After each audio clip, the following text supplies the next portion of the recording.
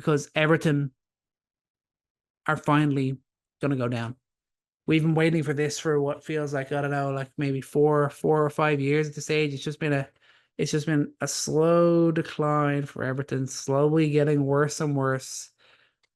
Great survival stories under Lampard and under Dyche, but this year, my God, they just look awful. Losing 3-0 first game of the year, then they lose 4-0 last last weekend against Spurs, and then 2-0 up in the 86th minute against at home against Bournemouth, and they lose 3-2. Like, I mean, really? Like, that's just pathetic. As much as they always turned it on for on the other side of Christmas, I think there's a chance they could just be so far off it with their goal difference being so bad as well.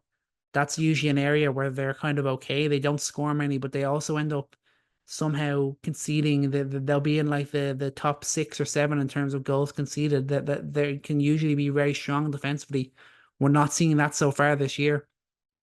They are in a mess in terms of their ownership and everything like that. It all just feels like it's going to culminate in finally them hitting the bricks and being relegated from the Premier League. Such a big club, and like I'm like this is a shocking thing to say because they're moving into a new stadium next year.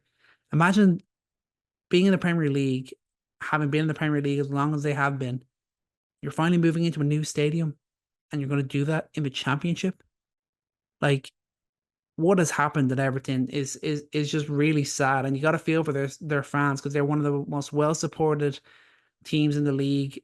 Goodison Park always rocking. They remember they're such a big part of the history of the Premier League, the great days under David Moyes and more.